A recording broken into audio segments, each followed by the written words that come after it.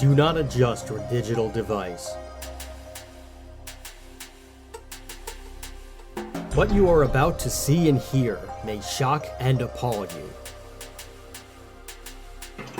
Join our hosts as they encounter countless thrills, spills, chills, and hilarity as they explore the very weirdest in pop culture. The following media is so strange, so beyond the scope of what is normal, it will make you ask the question, why does this exist?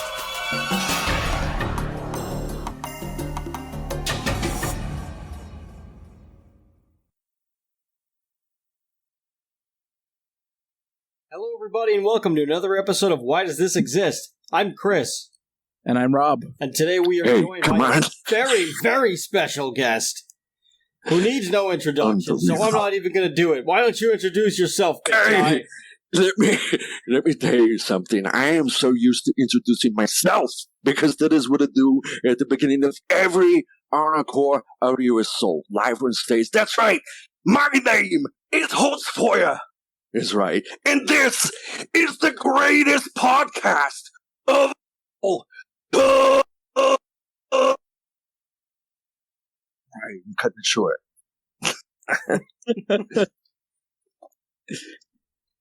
I hope this microphone was powerful enough to sustain what I'm doing. I don't know if it did. That's right. I saw the levels flicker. We're doing it live, and you could fix it in post. Come on. Maybe. All right. Well, if you want to re-record that and then send it over to me so we have it, then okay, fine. All right, come on. But this is why no retakes. No retakes. No mercy. This is Why Does This Exist? We're a podcast that talks about the very weirdest in pop culture, including my man Holzfeuer's band Arnocorps, which we spoke about months ago, and now you're right. We've got the man on the show. How you doing? Exactly. That's how it works. Come on. Next thing you know, you're going to have Danny DeVito in here. Come on, forget about it. That'd be great. If we could get Danny DeVito for an Always Sunny episode, that would be right. That would be nice. So if you want to do that, give us a bunch of money on Patreon so that we could we'll probably have to pay Danny DeVito. Or maybe he'll listen to the show and he'll say, you know what, I don't have to do that. I'm the Lorax. And then we'll just be like, okay, exactly. Cool. You know what? I'm setting a precedent here now. But so what happens is you first, you do a show on a topic, and then the person directly involved in creating that topic comes on because he wants to set the record straight and correct you on all you got their mistakes. Let me tell you, hey, it's all right. The best part of that Arnocorps episode that you guys did was the enthusiasm. I appreciated that these two strangers who had never even attended an Arnocorps show were that pumped up about what we were doing. That was very validating because, you know, we've always been that kind of band that everybody associates. You have to see them live. Otherwise, you don't appreciate. You have to, this is all where the value was wrapped up in the live show. And you guys never saw us live and still loved Arnocorps. So that meant a lot to me. Very validating that we've done something right outside, off stage. Well, thank you. I mean, thanks. We'd absolutely love to. That really does mean a lot. And it goes to show you what, just being some crazy guy in a basement can do sometimes. Let me tell you, like our bass player, he was stuck in the basement for like 10 years. But that's another story. I mean, now I'm not. Now I'm in a nice apartment. But yes, I started. We had humble beginnings. Let me tell you. Absolutely. Don't we all? I mean, and that is even the premise of our... Well, it's not, actually. I was going to say the premise of the movie film that we're about to talk about, but the beginnings of the main character are anything but humble. Well, yeah. Because this guy was designed to be genetic excellence and very advanced and all that. Yeah. I mean, the other guy, not so much. The other guy kind of right. sense. But So those are humble beginnings. But yeah. But I'll let you, I don't mean to jump the gun. No, I know you have a format here. And I don't know if spoiler alert, what we're going to talk about. Hey, anyone that clicked already knows, right? They know it's twins. Oh, they know. We're talking about twins if you haven't figured it out by now. Twins! Come on! Right. In fact, my band even did a song called Twins. Yes, we are twins, we are brothers, and I'm butchering this, and all together we're just like one another. That's what it is. We're just exactly. Yeah, exactly. We Arnocorps cuts to the chase on all of these ostropletation films. First of all, that's what I have to clarify. These movie films that star this Arnold Schwarzenegger, they are considered by Arnocorps, all of us in Arnocorps, to be ostropletation films because they take the ancient lore and mythology from Austria. I'm talking about the heroic archetypes, the stories and legends that have been passed down around the campfire for generations. They were bastardized, they were exploited, they were sold out to Hollywood, to these goddamn movie moguls out there that wanted to make the big dollars after these fantastic stories. And that's what Arnocorps does. We take back these ancient tales, such as Junior. We take them back for the people, and we tell the stories the way they were meant to be told through music, specifically the music we invented, action, adventure, hardcore, rock and roll. That's what it's all about, and that is why Arnocorps exists. I don't think you covered that. No, we did not. No. You skipped the most important part. Oh, yeah. Botch. But it's all right because we exist for other reasons. But that was just the primary impetus, was to take back these stories. And then after that, other reasons came about, such as making people feel the pump, making people express their maximum potential to be goddamn heroes and sheroes and all that. All that came later. But you guys are facilitating what we're after, right? But we're going to talk about the ostropletation. I have respect for the artists involved. Oh, yeah. Big time. Absolutely. Us too. Yeah. I mean, how can you not?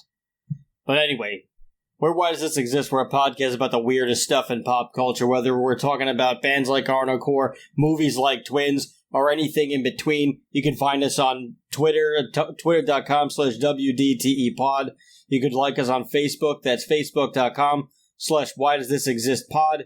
If you want to send us an email and tell us how we're doing, or you want to leave us a tip of something else weird that maybe we never heard about that you'd like us to cover, you can do that at whydoesthisexistshow@gmail.com. You can also check out our episodes and more at whydoesthisexistpod.com. We've got articles every now and then coming up by our man Tony, who came on the show a few weeks ago to talk about Ween, another crazy band.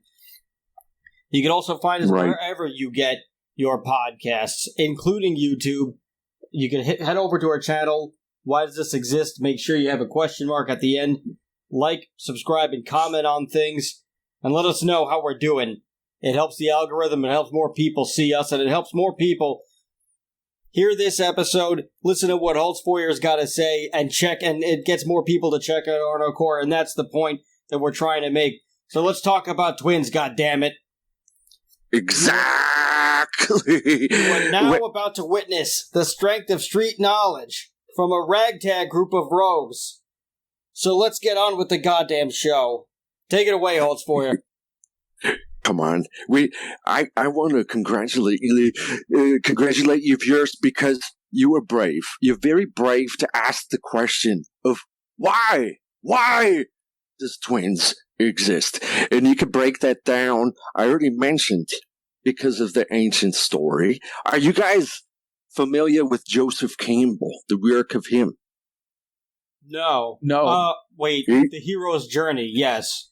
Exactly right. He wrote The Hero's Journey. He wrote a book called The Hero with a Thousand Faces, and that is sort of he's one of the few big time thinkers that have really analyzed the heroic archetype, which is sort of the basis of everything that Arnocorps says about these ancient tales, but it is also something that you will see in every Schwarzenegger movie. And that is, back in the day, we said the reason he was doing that, he was depicting himself as the hero character. And how do you do that? Through myth, right? And you become the hero character. That way, when the time was right that he was going into politics to become the governor of California, it was all the plan was coming together. It was unbelievable. Even at the time when he announced he was running for governor, everybody was going, holy shit. Here in the Bay Area, they're saying Arnocorps was right because we were saying that he was going to rise to power. And everyone just thought that was us being funny, that it was just our stage banter and it's absurd. But then when it actually happened, everybody started to think, all right, Arnocorps, they make jokes and they're kind of funny and all that. But at the same time, if you look past the surface, it's true lies, right? Everything that we're saying is tons of truth involved. So when we take a look at twins, Chris, I have talked to you about this off the air, about the similarities with another film. Yes. It's pretty crazy. It is a very weird theory that I did not realize until after you mentioned it. And now I think once Christmas rolls around, I'm not going to be able to see this movie the same way ever again. Did you mention this to Rob yet? No. Oh, all right, Rob. Okay. Listen. All right, Rob. Let me explain something real quick. All right. So there's a story. It begins with a narrator, and it is about the protagonist was separated at birth from their actual family for whatever reason and raised in a distant land. And when he came of age, he learned of a living relative that was far away. And he had to travel to the big city to go find this relative. And then he finally finds this relative. And the guy does not believe him, whatever. He's like, no way are we related. This is impossible. And the guy is so unlike him that he finds in the big city, he's a complete asshole. He's a jerk. And he finally, the only way he's able to be convinced that they're actually related is through a doctor that would convince him with science that this is the way it is. And then throughout the story, this character, his whole persona, he's very naive, he's big and he's bumbling, and the comedy is that he doesn't fit in, and he has his first interaction with a lady, and it's really awkward and fun for the audience, and then he wins over the girl with how naive and pure of heart he is, and then he ends up even winning over the relative that he found, and he helps that guy to become a better person. Now, tell me, Rob, which movie did I just explain? Well, I would say that you're explaining Twins, but I have a feeling that there is another movie that maybe you're trying to talk about here. Yeah, exactly. Did you say Elf? Oh, yeah, Elf. How unlikely is it that the two of them share basically the same plot? Well, you see, I mean, that just goes to show that really is like an archetypal plot, like that, This is just like a story that's existed and it's been taken and adapted many times. Right, exactly. So it's a perfect example because this is the hero's journey, and there's always going to be these certain tropes and archetypes that are repeated through history. Because I'm not going to speculate that who was the director of Elf? I forget his name right now. Was that Chris Columbus? It wasn't Ivan Reitman, also, was it? No. He's the guy. John Favreau. Okay. John Favreau. Why did I say Chris Columbus? Yeah. He did Harry Potter. What? Anyway. Yeah. But I don't even suspect that Favreau looked at twins necessarily. No. Yeah, maybe not. But it's crazy that even down to the detail of when the movie opens, there's a narrator explaining, and then early in the very beginning is showing the infant baby. Yeah, in the crib. It's crazy, and it just follows this template.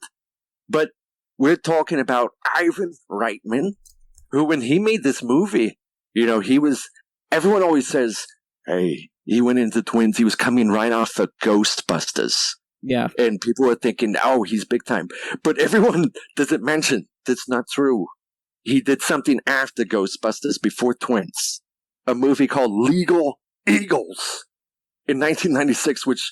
What the hell is that? I don't even know. No one's here. Legal Eagles. What the fuck is that? So it kind of shows that, he wasn't untouchable at that point. He did Ghostbusters, but he did Legal Eagles.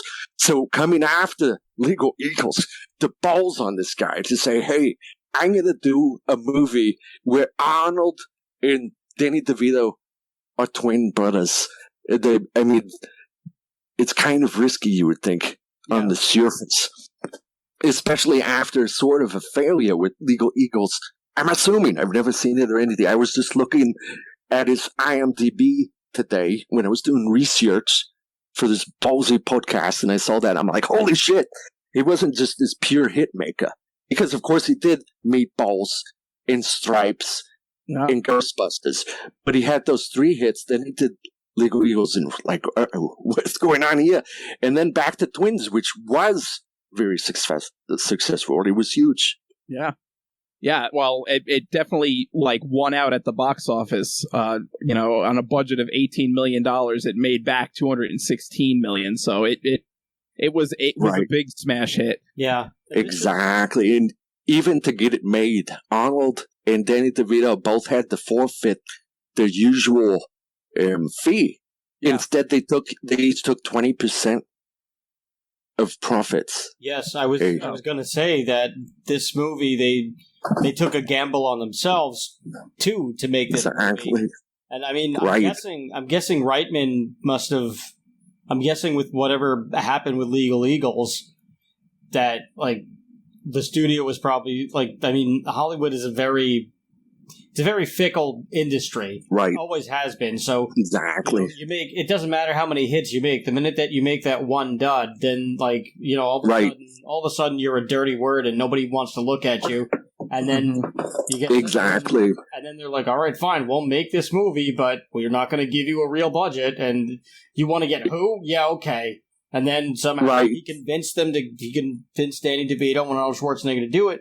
But Arnold took the gamble on himself here, and he said in an interview before, too, that he wanted to go into comedy, because he was like, well, I could either make another action movie, like every other movie that I've done at this point, pretty much, or I could challenge myself. And the studios, of course, we've talked about this before, studio executives and most executives in general are assholes and stupid, and are just there because, well, they've just kind of always been there, and they have no business of being in the business that they are, nor do they understand it. But anyway. Right. And it's interesting because Arnold, he was coming off of, Twins came out 1 year after Predator in The Running Man. But it also was the same year as Red Heat, which some people would qualify as sort of an action comedy. Yeah. So 1988 for Arnold was really dipping his toe into the comedic chops right there. But one thing, I gotta tell you guys something. I was very surprised when I was looking at the history of these films, right? Where Arnold, of course, he rose to fame in 82 with Conan the Barbarian. Mm-hmm. And that is, and then he does Conan Destroyer, Terminator, Red Sonja, Commando, Raw Deal, Predator, Running Man. What's wild is 1982 to 88. At that time, seemed like 2 decades as far as what he was, the amount of film that was being put out. But if you think about it, the time difference between Conan the Barbarian and Twins. You like to think that's like 15 years, but that's the same amount of time that has passed since the first Stranger Things season in the current one right now. Yeah. And you just lump those together as a current modern show, right? Yeah. It's crazy. So Twins. That is crazy.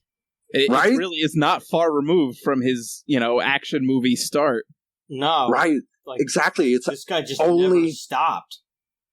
Right. It's 6 years. Jesus. It's crazy.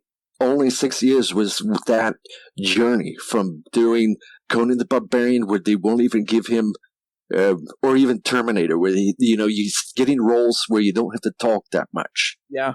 To by the time you're doing Twins, and you working with Ivan Reitman, and Danny DeVito at the time, he was coming off of a huge hit. He was coming off of Throw Mama from the Train.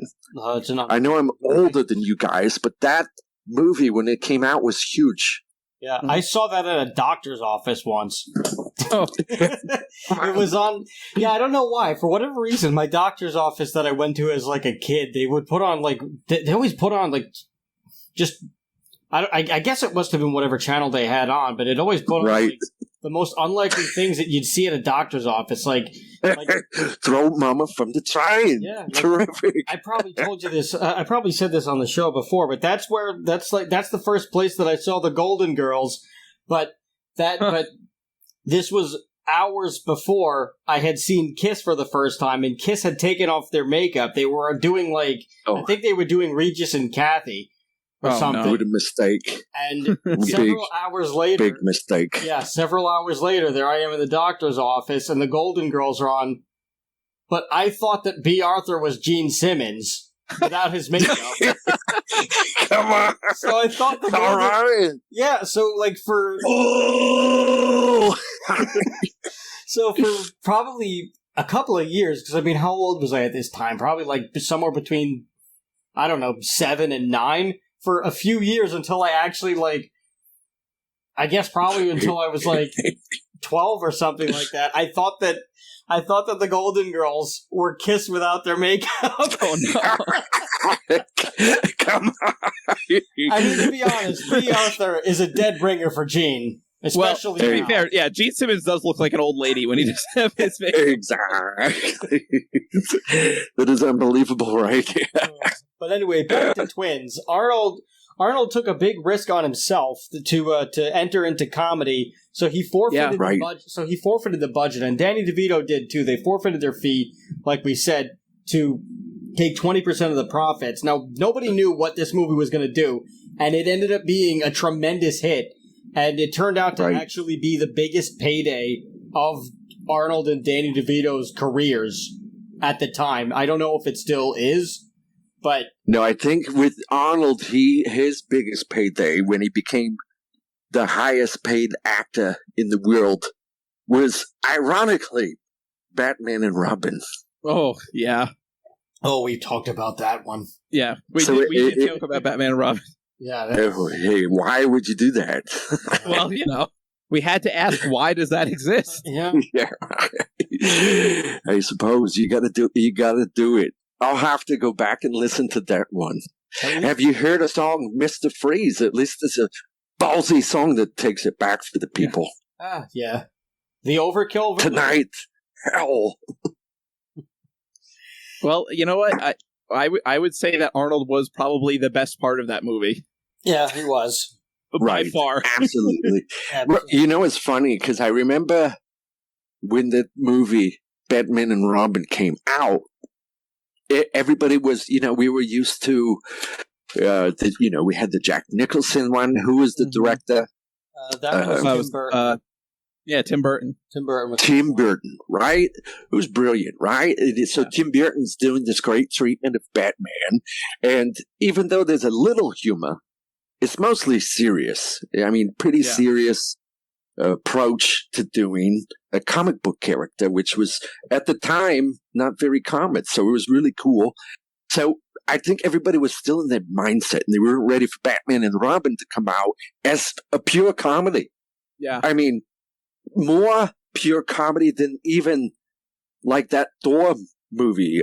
What was the first funny Thor movie? Ragnarok. Ragnarok.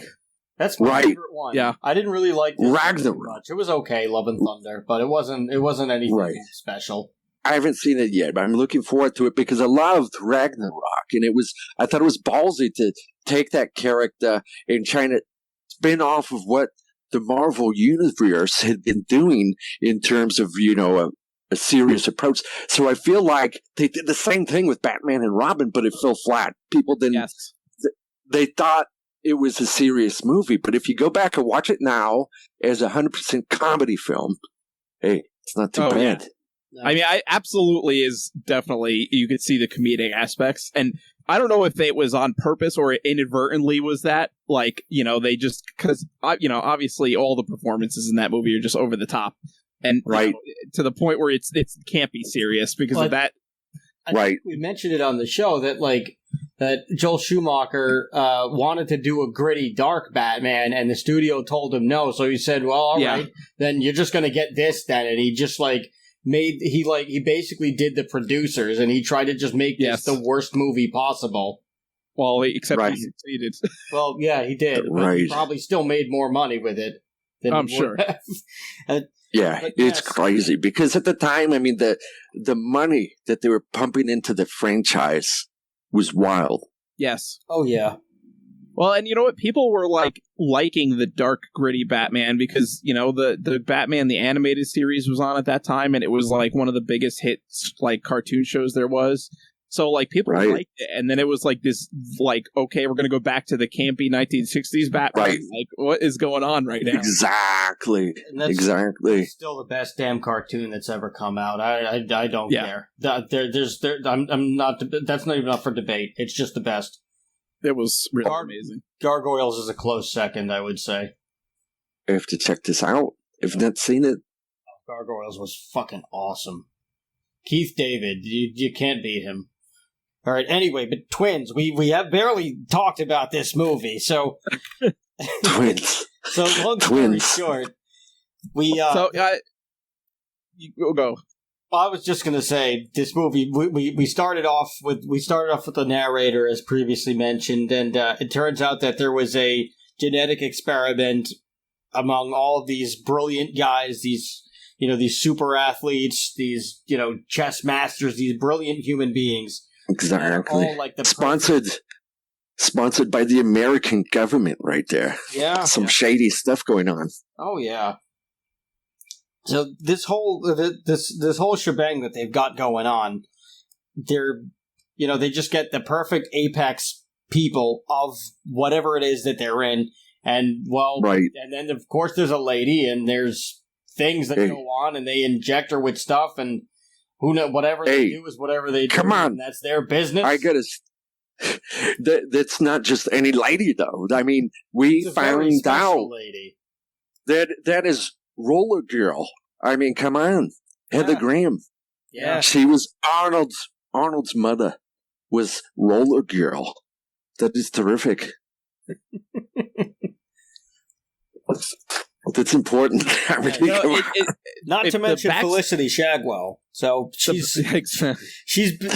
This is not the first or last compromising position that she finds herself in cinematically. Exactly. Let me tell you, I like when there's an actor that has a different character that relates to another one, and there's all this overlap. For example, in the Jingle All the Way, we discover that Arnold is actually the father of Anakin Skywalker.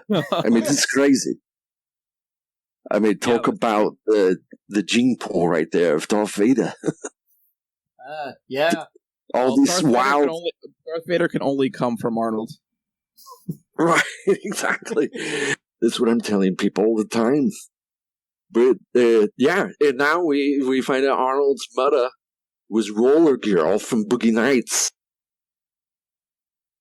Terrific. Yeah. And I would like to mention that the backstory of twins could very easily have been like a typical Arnold Schwarzenegger action movie where the government is doing some kind of clandestine operation to make some super soldier. Yeah, that's true. Except one of them became Danny DeVito, and exactly, they didn't know there was going to be twins, so they had like all the goals they had in mind of combining all the genetic. Advanced excellence, and trying to combine that into a single person.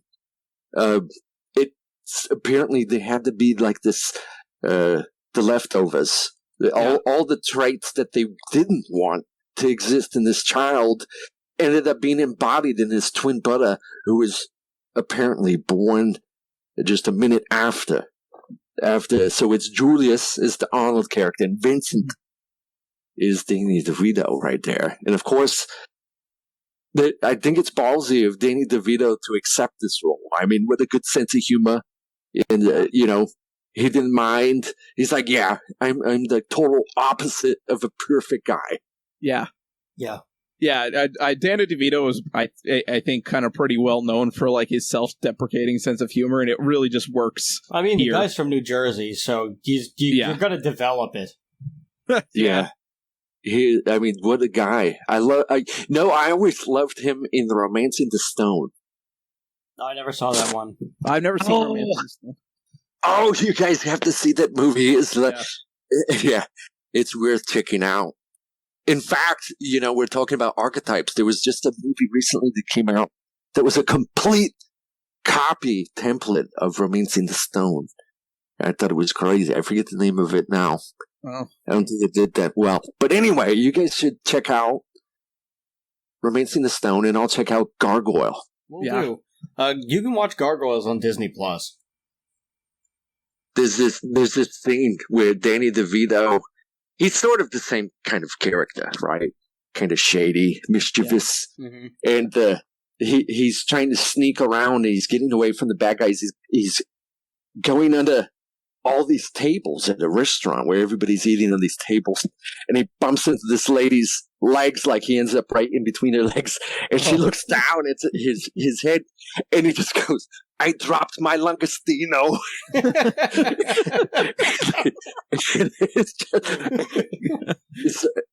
It's probably spoiler alert, best part of the movie. That's great. Yeah, exactly. But yeah, so Arnold ends up so Julius ends up finding out, like, after, like, I think it's on their 35th birthday. Right. Julius lived on this island, this private government island, where they just studied him, and they just further studied the experiment to just see, well, how long can he stay perfect for? Is he always going to be perfect? Did we do it right? And can we even replicate this? But they never really introduce him to the actual world, and then finally they explain to him, you have a brother. And they explain that he was born after you. They tell him that his mother had died in childbirth, which that's not necessarily true, but we find that out later for spoilers. Right. But they tell him that he died. Is that another thing in common with Elf? I don't remember if the mother had passed away. I think the mother... I think so. I think the mother did pass away, but that was true. Right. That was the difference. Yes. But still. Yeah, so it's very similar to when what's Will Ferrell's character? Buddy. When Buddy finds out that his father is still alive. It's very much exactly when Julius finds out he has a brother. It's the exact same reaction. He needs to go find him now. Yes. And he begins his quest to go find him in San Absolutely. Francisco, right? I believe L.A. Okay. L.A. That's LA. Right. So he heads over to L.A. and he goes on a rowboat. Which that makes that makes no sense to me at all. You mean to tell me that they have this tiny island and They don't have their own little airport or helipad or something like that where they could actually, how do they get the food? Do they have well, to he does row somehow around? get onto a plane because he does land in L.A. No, we know, but he rows like, what do they tell him, like 20 miles out or something like that? Meanwhile, I think 26 miles was the nearest airport. And they just let him like row himself in a life raft. This one perfect experiment that they've spent probably billions of government money on. Also, they were so confident that he would make it because he was perfect and was like in perfect athletic health that he would just get there. Yeah, but there's but there's like that 0.0001% chance of like natural disaster or something, and then like then what are you gonna do? You're gonna just like there's like 35 years and like hundreds of billions of dollars down the drain, that's a bad like oversight. Right. Well, there's kind of that sort of a plot hole if you're thinking about it, because they mentioned that the American government had sponsored this whole thing, but then it's like after he was born and was, around, it's like they gave up and said, let's just let him hang out on that island with that scientist. They could do whatever they want to do. There's nobody really keeping tabs. Like you would think that, the alarms would sound. This guy just left the island. This is like a big deal. What if he goes to a different country and he becomes the enemy of the people that created him? Who knows, that's right? True. You would think they'd be protective. Yeah, but no, nobody was watching. He took off. He goes to L.A. He's wandering around. He doesn't care. No, it's kind of like it's exactly what George Carlin said. The government cares about you until you're born, and then after that, exactly. Right. So it's consistent there. Maybe that was the underlying message we had. Maybe. Perfect. I like how they explain Arnold's Austrian accent by having him raised by like a scientist with an Austrian accent. So that's like how like they explain that Arnold's like just natural accent is like that. Yeah, exactly. And because Vincent grew up in L.A., he just has like a regular American accent. Yeah, that does make perfect sense when you put like that. Yeah, he would adapt what is around him, because like whenever you see an American kid with like what's like Spanish parents or something like that, and they're speaking Spanish to them all the time, they are going to pick up a South American or Hispanic accent, and like even though they may have never even been to that country, they're still going to pick it up. This is probably one of the only movies that Arnold Schwarzenegger's in that actually explains or has like a lore-friendly reason why he has an Austrian accent and nobody else does around him. Yeah, exactly. I just think it's weird, like, of all these movies, why they would think, maybe someone would question this at some point, and they just decided to write that in. So, good on you, Ivan Reitman. I could tell you from personal experience, in the real world, when you talk with this ballsy accent, people ask you all the time where it comes from. Oh, yeah. People ask, they want to know everything. And what's wild is out here in California, people will challenge me. They will say, your accent is all wrong. Arnocorps, what are you doing? It doesn't even sound like an Austrian accent. I say, which part of Austria have you been? Because when I went back home and performed in Austria, 2015, I even told the audience, I'm here to fix your goddamn accents. They're all wrong because they were starting to sound almost British. And I told them that the most fantastic fusion of the English language with German, with an Austrian accent combined, is with the Californian accent. Come on!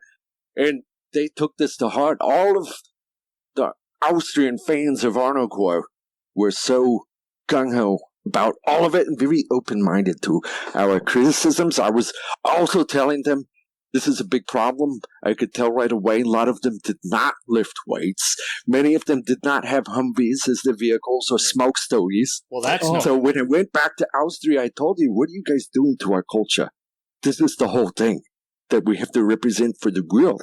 I mean, why aren't you guys smoking stogies during our set right now? Do you have a weight bench in your garage or your bedroom. Come on, don't bullshit me. So that was the whole thing. We did a radio show out there, and I challenged the host. I said, come on, don't bullshit me. If you're talking to me in German, I said, come on, I speak the language of rock and roll now. English with the ballsiest accent. And they're, all right, Holzfeuer. And then they started talking about all these things. And I said, come on, would you drive here with your Humvee? And they said, no, Holzfeuer, we don't have the Humvee. I said, bullshit, then ride the Pinsgauer. At least that's the Austrian version. Let me tell you. So I got to tell you, yeah, every Arnold Schwarzenegger movie where they ignore the accent that takes me out of the whole thing, my whole suspension of disbelief. Yeah. Because in my world, I cannot even go order a goddamn sandwich without people asking my goddamn life story. Oh, yeah. They probably ask you to just say certain words, too. Exactly. They tell me, the one I like the most is that they ask me to say, come on, I'm here, kill me, do it now. I love to scream that right in the middle of the grocery store. It is terrific. That's awesome. Day in the life, let me tell you. Oh, yeah. Come on! It must be fun. I'm here! So he does do it now! How do you know those Arnocorps lyrics already? That is terrific. So he does end up meeting. Vincent, who Vincent owes a bunch of money to a bunch of like mob guys and like loan sharks and all that stuff. So Danny DeVito's in trouble, just as Julius expected, and he of course it's that twin telepathy. It is. He saves him in the nick of time. Absolutely. And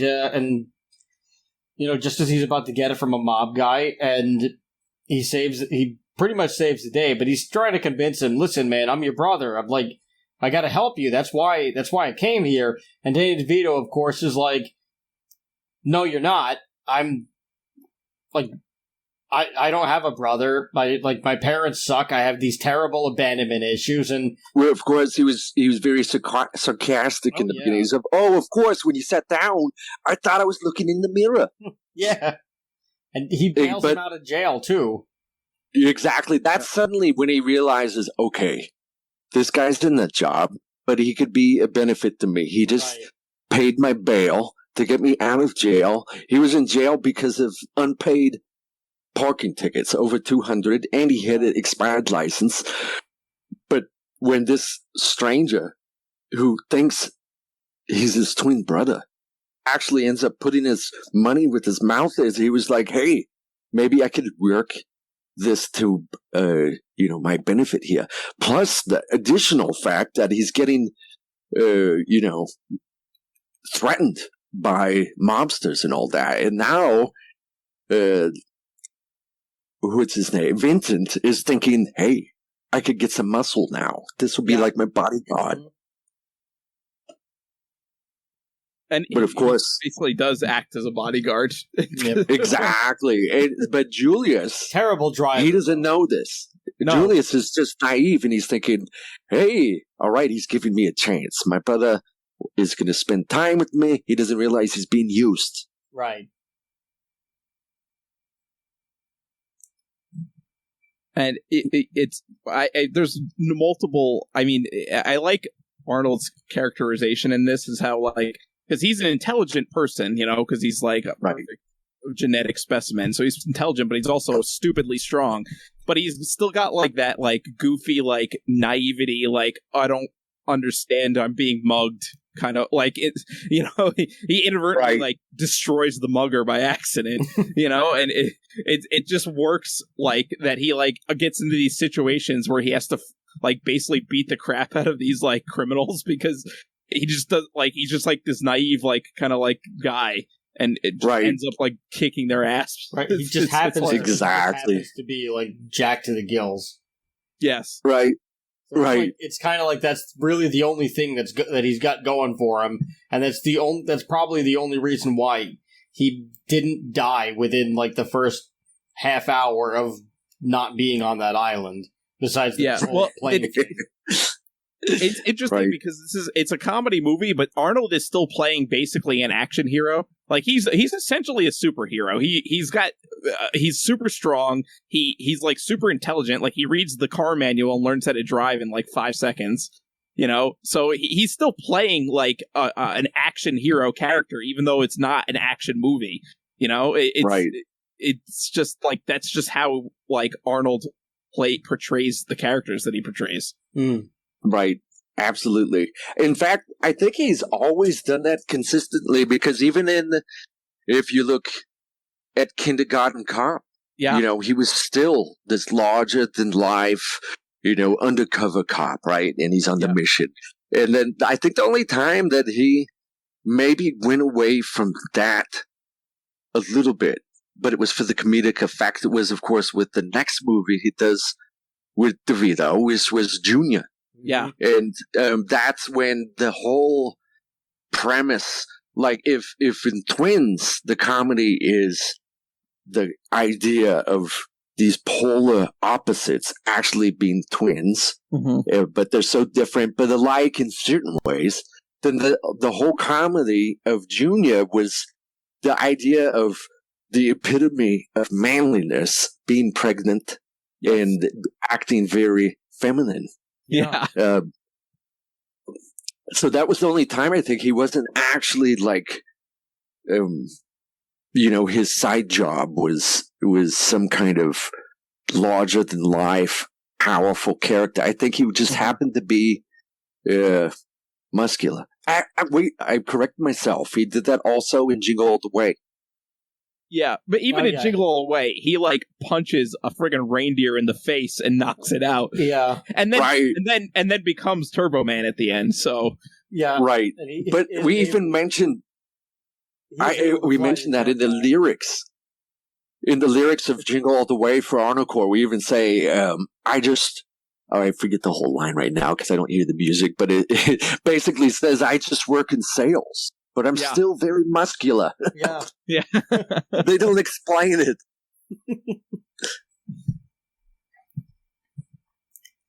Just like the accent.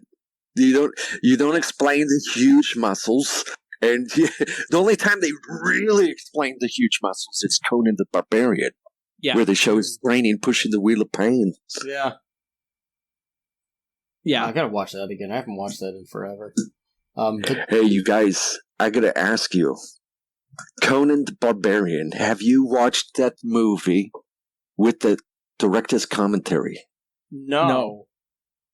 I'm making it your homework right now. Okay. I'm writing that down. You have to watch, if you get the DVD or Blu-ray, Conan the Barbarian commentary track. It is one of the greatest things that you will ever hear related to osteoplantation. Let me tell you, John Milius and Arnold, you could tell they had not seen each other in a while, in the sound of the voices. As the movie goes along, the speech starts, they're slurring the words a little more and more, and they're clearly drinking. Oh, that's great. And they make references to their thirst as well.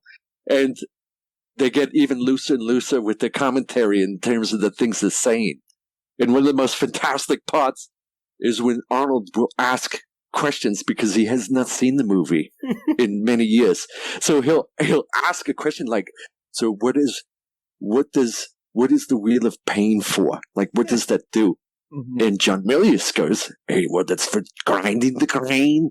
And Arnold goes, exactly. Like he was testing him the whole time. And he goes, what is it? Where did they get the grain? Just in the field? Oh, just in the fields in the area. Exactly. So like, it's like he's testing John Milius the whole time. And this, of course, is also a fantastic tradition in Austria to do this. That's why Arnocorps has a song called Exactly, where we even restore integrity to the commentary track of Conan. Let me tell you. So after you watch that commentary, listen to the Arnocorps song Exactly. And everything will come together for you. I will do that. So, Romancing the Stone, and then watch Conan with the director's cut commentary on, and then listen to it exactly by Arnocorps. Exactly. In that exact order. Yeah. Right. All right. Right. So I will do that.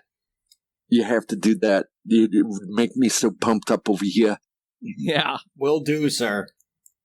And there's I feel like we're covering so many topics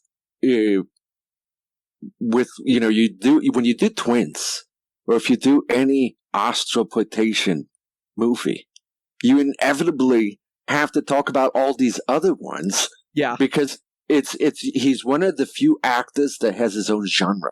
It's an Arnold movie, right? Yes. Yeah.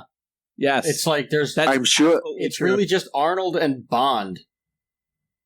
Exactly. Like it's just their own movie. But that's a character. Yeah. I mean, because Ivan Reitman, I think he came into this doing twins. He's done Meatballs. He's done Stripes. He's done Ghostbusters now. He's got a big name value right now. And then he does his next movie, which is supposed to be the next Ivan Reitman movie. Turns out to be the next Arnold movie. Yeah. And I think he saw that, and he was like, I got to do that again. So he did. Ivan Reitman also did Kindergarten Cop and Junior. Yeah. Yeah. And it really is holds true that it is an Arnold movie. Like, when you think about like, what's like one of your favorite police comedy movies? You don't say Kindergarten Cop because like you don't consider it a police comedy movie. It's an Arnold movie. Yeah, exactly. So it's like you say, what's your favorite Arnold movie? Then all of a sudden it's like, okay, well, Kindergarten Cop or Terminator or Twins or whatever. So right. It is really its own genre, even though it falls into another genre of like being a comedy film or an action movie. It like if it was any other actor in it, it would just be that generic action movie. But Arnold kind of like it makes it like its own thing.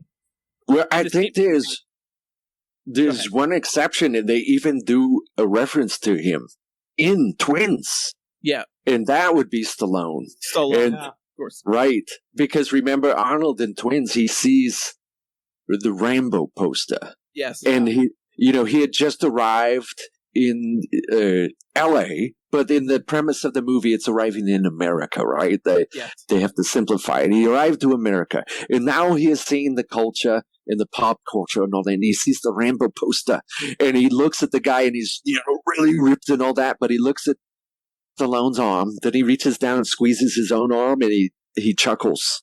Yeah. And that is, I think, in a way, was a jab. But I think it also, in the big picture, was a show of respect because it acknowledges probably the one other guy that you could say is not quite as, you don't quite put every movie that Stallone has been in as a Stallone movie. So he's not quite there, but pretty damn close, right? Yeah, yeah. Yeah, you could label it as such. Yeah, and like Arnold has said in interviews, like in the 80s, it was very much like an active competition between the two of them to like kind of one up each other. And, they would always have these little jabs and references to each other in their movies. And, I think they ended up being friends, They are now. Yeah, they're very good friends now. I mean, they turns out they found out they're actually twins. It's crazy. They're just like one another. Yeah. But speaking of, so of course, Vincent owes the mob $20,000, and how am I going to get that money? And then of course this thing falls into his lap, into this car basically, and it's some kind of an engine, right? Right. And it turns out that it's part of some nefarious scheme, and there's a whole bunch of henchmen that are trying to get it for this guy, and there's a hitman guy that's no one's ever seen his face, and once they do, he shoots them dead. So he ends up inadvertently getting a hold of this machination that the hitman guy is supposed to deliver to this really rich corporate executive guy, whatever. We don't really totally get an idea about what he does, but he's probably into oil and he's probably evil. So you could check those boxes off. And I think it's it's kind of funny that they feel like if they get a hold of this futuristic motor, that they could somehow harness its power. But meanwhile, wouldn't it really just be the plans, right? The schematics that you would want, not the actual physical thing, because it's just one. I mean, it's like... Yeah, because you'd have to break get one...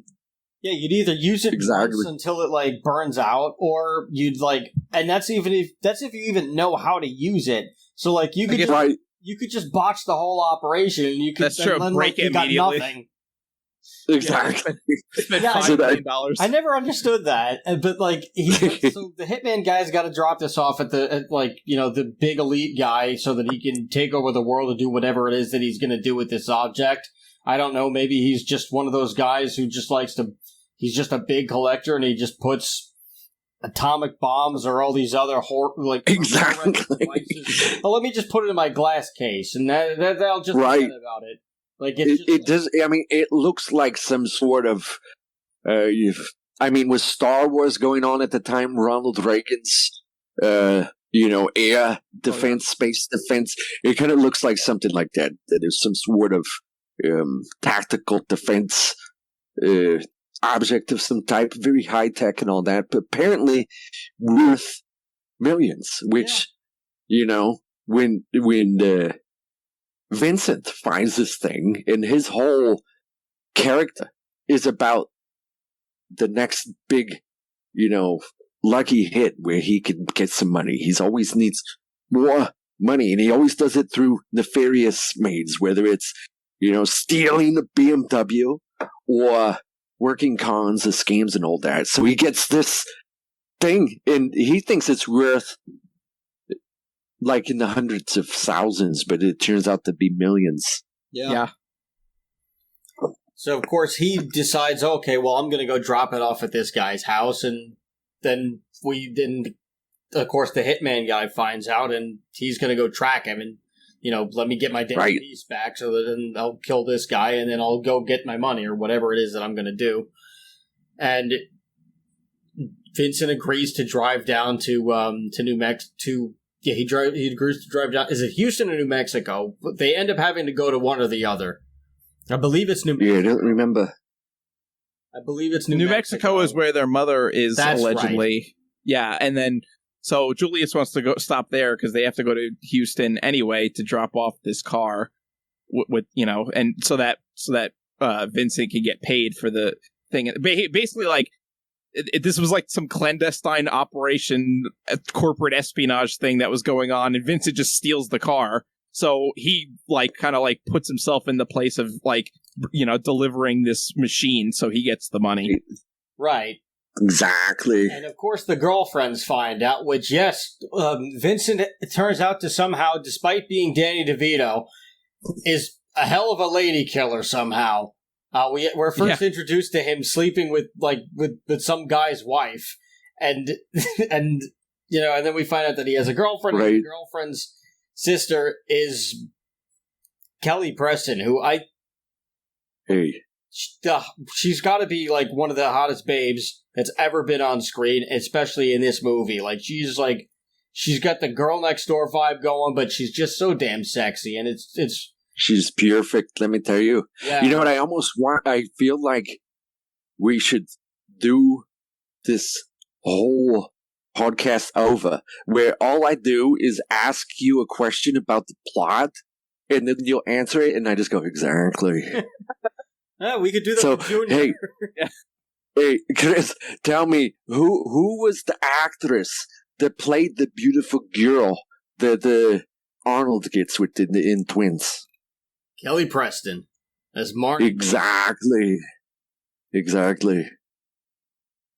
Yeah, that works.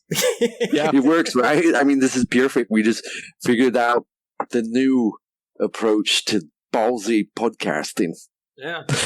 We'll be over in 10 minutes by doing that. We'll get through the whole plot. Exactly.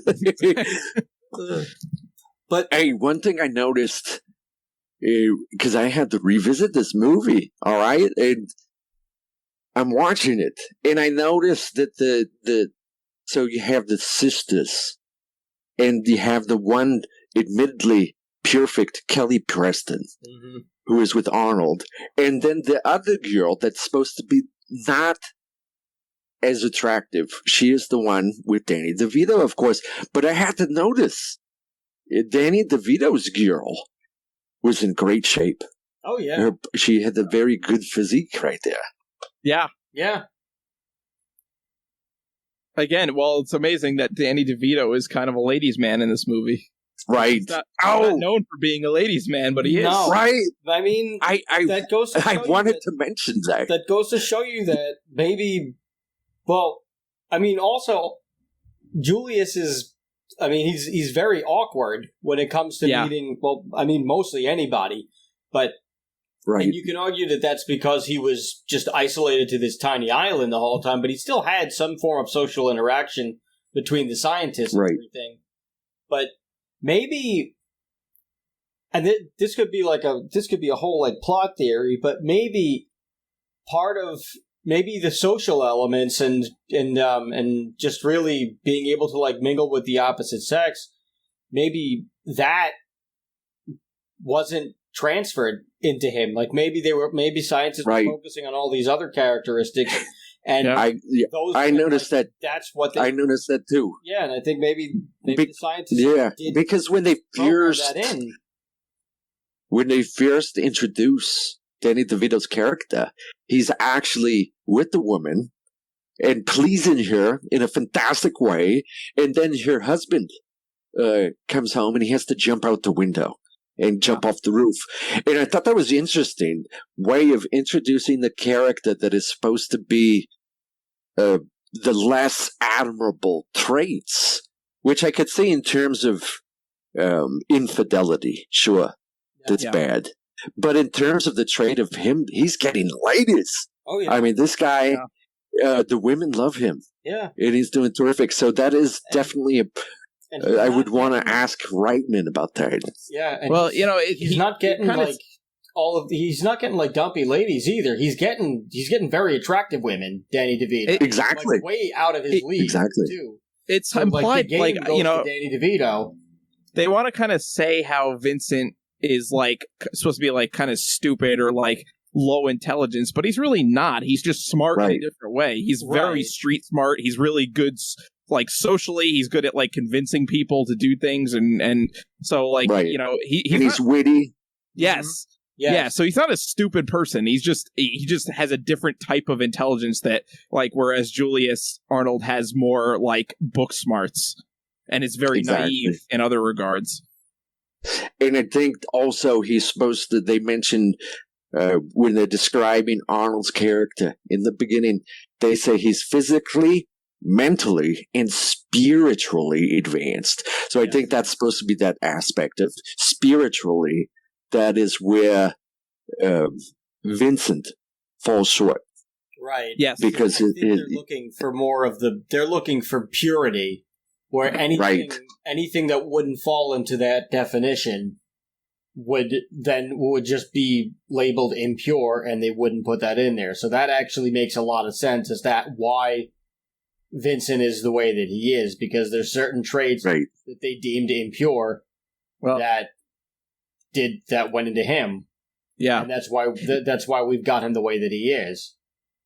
You could also, I think, make an argument. It could be like a nature versus nurture thing too, because that's Vincent's upbringing, like, so is it really like the negative traits that he got from the experiment, or is it because he was immediately placed into an orphanage and like never adopted and basically had to grow up like life, like this tough life on the streets? Right. Whereas Julius had this perfect upbringing where he was educated and had like a loving upbringing. So, what really caused Vincent to become the way he was? Was it like the actual experiment and the genes, or was it because of like the situation he was placed into? Exactly. I think that was intentional, because he was really discarded. Really, they just got rid of him and they put him in the orphanage, and he didn't, without even any background of who his family or whatever. So he was very much abandoned right away. So it's true, and that's part of, I think, of the timelessness of some of the elements of the story, because those are, eternal truths of humanity, right? And then you have Julius, who is raised in the perfect environment with everybody doting after him and teaching him things and educating him, and he's never hungry. He's eating the best foods, and he's that air. He's not even had any pollution in his lungs, right? Because he's just out there in the ocean. Right. So, yeah. So you start to wonder how much of it is actually due to the genetics that they have. Yeah. Right, because they only gave him, because your genetics is only going to take you so far. Right. Exactly. And there's also, the fact that, and this is kind of where we find out that, that their mother is still alive, because Vincent couldn't get the orphan benefits because they said that his mother was still alive. He was abandoned. Mm-hmm. He wasn't actually an orphan. He was abandoned. So, and this again contributes kind of to his distrusting nature and stuff, because he kind of got the shaft just being abandoned into this orphanage. And so this kind of starts them also, in Julius's mind, puts them on the quest to go find the mother. Vincent has just nothing but really money on his mind when they start this quest, but Julius is like, if our mother's still alive, let's go find her, Right. Well, also Vincent has nothing but contempt for everything else that's gone on, because he's just completely in denial about things, and also he's pissed off because he's like, well, if she really was alive, then why didn't she reach out? Why didn't she do anything? Right. Yes. And you also and you also find out that the scientist told the mother that she only had one child and that the child died. So she doesn't even know that they're still alive, or that they lived at all. So it's a pretty bad experiment, because they told here. Yeah, everybody. They told them that their mother died in childbirth, and then they told the mother that she only had one son who died. They kind of were kind of screwed over both of them, even though Julius got a really good upbringing. It's a little messed up. Right. The ethics right there. Questionable. Yeah. Come on. And they confront the doctor who was part of the experiment and to find out about their mother, and basically have to threaten it with violence for him to actually tell them. Well, of course. Right. What the truth is. The doctor, he's a dickhead. Doesn't he call him a dickhead? Yeah. First, when Arnold meets one of the fathers, he tells him that the doctor was a dickhead, and then and then when they meet him, he's like, yeah, that guy was a dickhead.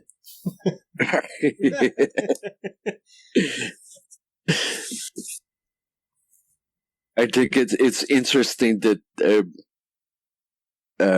Julius is similar to the Terminator in T2, where he starts to pick up certain slang words and sayings. It's just like T2 when he's learning, how to be more human. And it's funny that they're doing the same thing with Julius and twins. He's trying to pick up on, how to be less socially out of place. So that's always great for comedy, of course. Yes. Yeah, and as the movie progresses, he really does adapt way. Well, he does adapt way easier than you'd expect him to, because he's only been out on his own for a week at that point, 2 weeks maybe. Right, that's true. So he goes from he goes from being a terrible driver to probably being pretty decent, fairly quickly. He doesn't get into a car accident somehow, so that's got to count for something. Well, it's implied that he's a really able to pick up things very fast as part of his super intelligence. Right. But he does adapt very quickly, and it's also interesting because he's so used to being well fed, and Danny DeVito is, of course, he'll just eat whatever crap food. He likes the the break your teeth lasagna from the restaurant. Yeah. We nuke it. Yeah, Yeah. it's the nuked food. I love nuked food. Yeah. Nuked food. and he adapts to that, and he ends up enjoying the nuked food, and it's like that's just really interesting. But I mean, it's also he truly does love it. Like you're like parts like sometimes right. you're like, oh, all right, he's being polite, but you can see the emotion in his face, and he's like, and they're like, he really is enjoying all of this because this is such a big moment for him because it's not only a new experience, but it's also like just food wise because he's used to just having this fancy, well prepared food and everything. Where he's like, oh right. man, I'm eating what the people eat. I'm this is my first real meal with my brother. Like this is a whole thing. So it's really more than like that scene is about more than just the lasagna. Is about more than just the eggplant parm.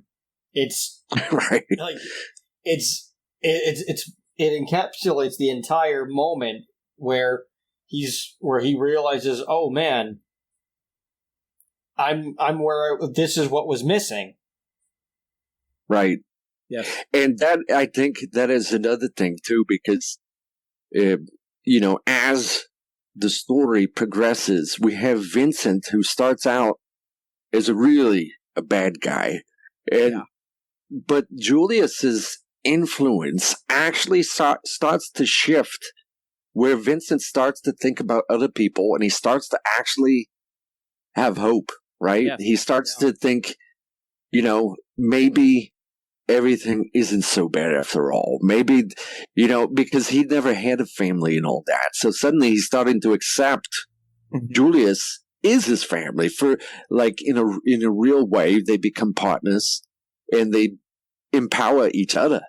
Yeah. And I think that's the give and take that is pretty cool because it's not about you would expect, the Arnold character is going to be, he is superior. So he's going to be the one, sharing his knowledge and his better ways and all that. But like you're talking about with the nuked food and all these different experiences and with how, giving him tips with women. It turns out Vincent has a lot to offer as well to round out Julius's personality and overall approach to life and all that. So they're really filling in the gaps and becoming true partners and brothers. Yeah. And of course, he has a little bit of a relapse when after they encounter their mother, who they don't know is their mother, but they have to kind of sneak into this compound and right, and the mother thinks that they're like real estate developers. So basically, oh, she's dead, and so they leave all distraught, and Vincent has a little bit of a relapse into his old ways. Absolutely, right. Like, oh, I'm just gonna go get the money now because everything is ruined. Right. And I thought that was pretty powerful because it does. Yeah. That is human nature because it built up his hope. So he was in a position to be let down, to be disappointed. So for the first time in his life, he is, genuinely optimistic about the future and he's excited to meet his mother and all that. And then when he gets that massive disappointment, it's pretty realistic in terms of you look at it, human behavior and psychology and all that a character like him would revert immediately and get lash out and be extra angry. And he even left them. He took off in the car and ditched them on the side of the road. And I was like, that's hardcore, but for that character, that's probably very realistic. Yes. Yeah. Yeah. Because this was probably because at this point, this is really the only form of hope that he probably ever had, or at least had in a very long time, probably since the orphanage. It probably brought him back, memory-wise, 2 days of being at the orphanage, where every orphan is just, they're hopeful that, okay, I'm going to get adopted today, or, all right, well, if I don't get adopted today, I'll get adopted tomorrow, and then I'll get adopted next week, and then... That's a really good point. And then before you know it, you're 18, and they're like, all right, well, we can't keep you anymore, so you got to go. So this You're right. Brought him back to that memory, and exactly. And he's just thinking, oh, great, well, now I got abandoned. Now my mom's abandoned me again. Like, to hell with this, whole thing, to hell with everybody. It doesn't matter anymore. Let me just go. Right. Let me just get the money. Where it's not even about getting the money. It's really just let me just get the hell away from all of this and let me run from my problems now. Exactly. So that moment is it's a lot of underlying character development too.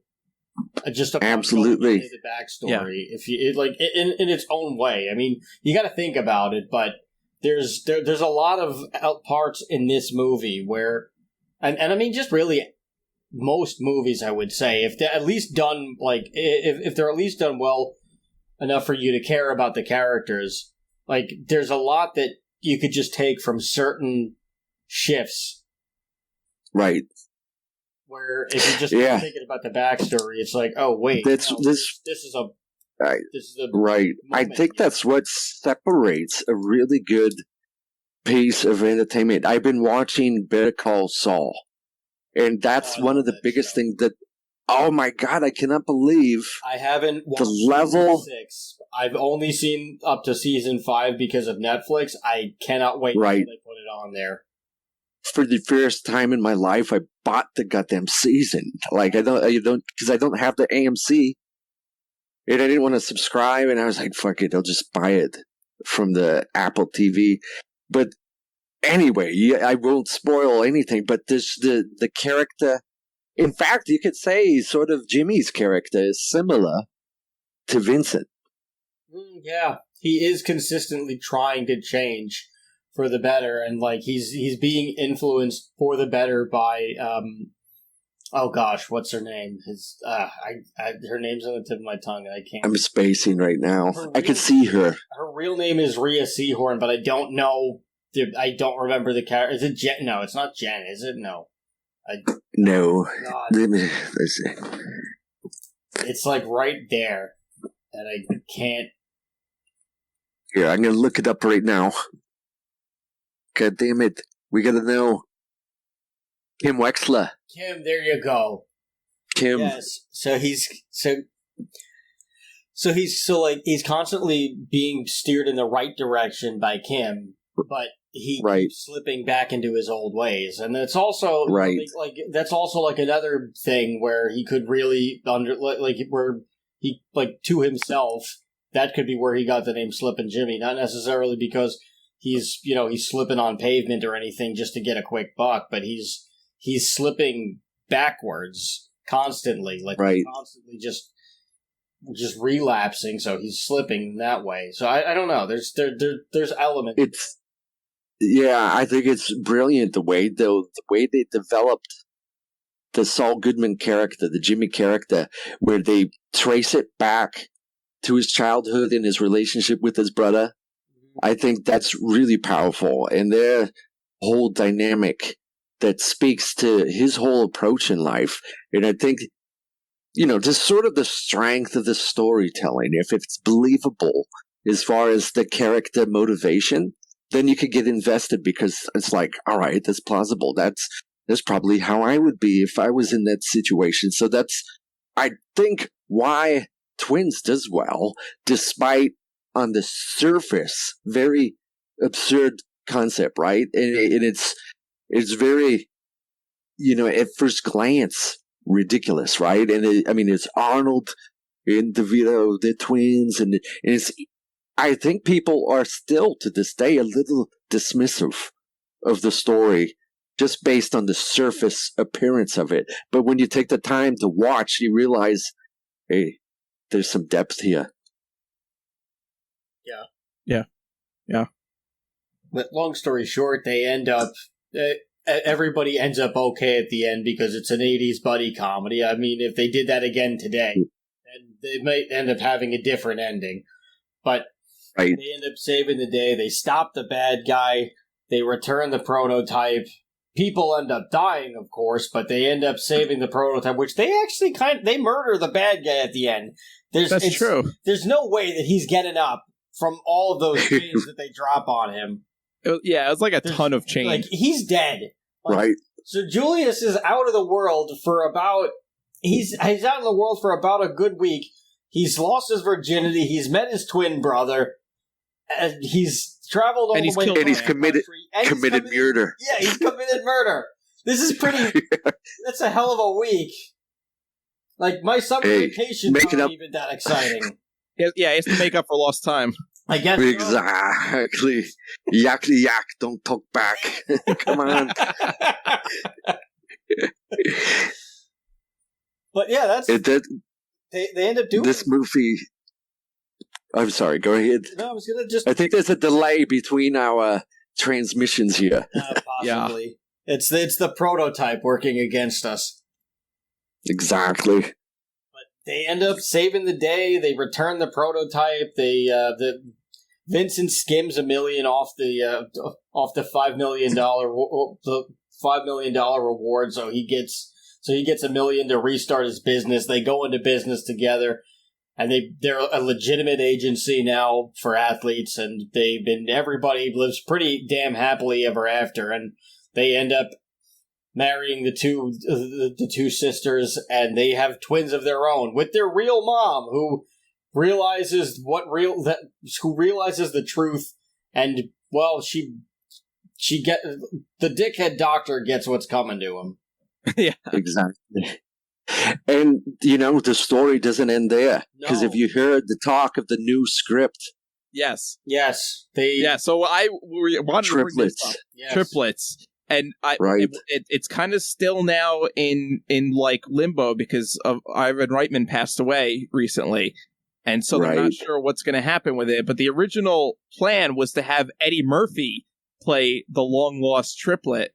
Exactly, it would have been amazing. I would have loved to see. Apparently, I saw an interview with Arnold on Howard Stern show, and he talked about how the three of them got together, and they taught. Well, I guess DeVito and Arnold had the idea, so they wanted to talk to Eddie, and they brought him over to Arnold's house. They talked about it, and Eddie Murphy was big time into it. He wanted to do it.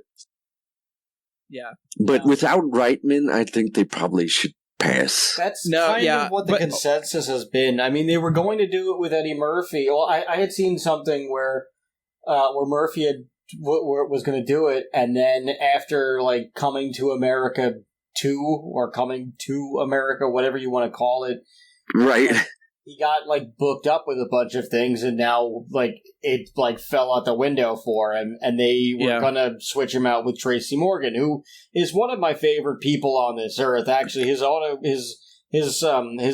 autobiography is great. I highly suggest that you check it out. It's called I Am the New Black, and it's great. Terrific.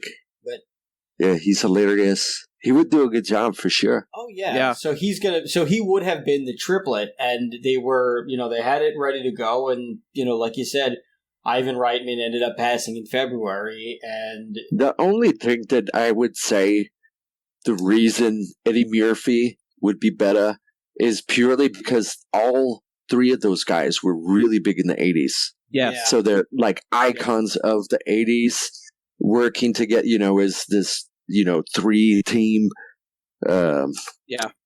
Whereas Tracy Morgan, is fantastic as he is different generation.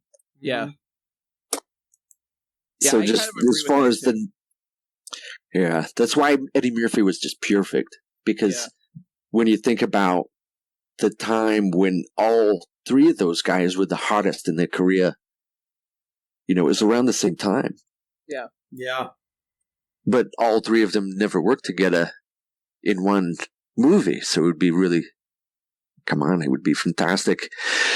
I mean, maybe it's too bad, but maybe they will with Eddie Murphy if they do choose to do it. I mean, from what I had seen, it was they wouldn't do it unless they found the right person, which I know is a cliche, but I feel like this is one of the few situations where they legitimately meant it, where they needed somebody who has a very similar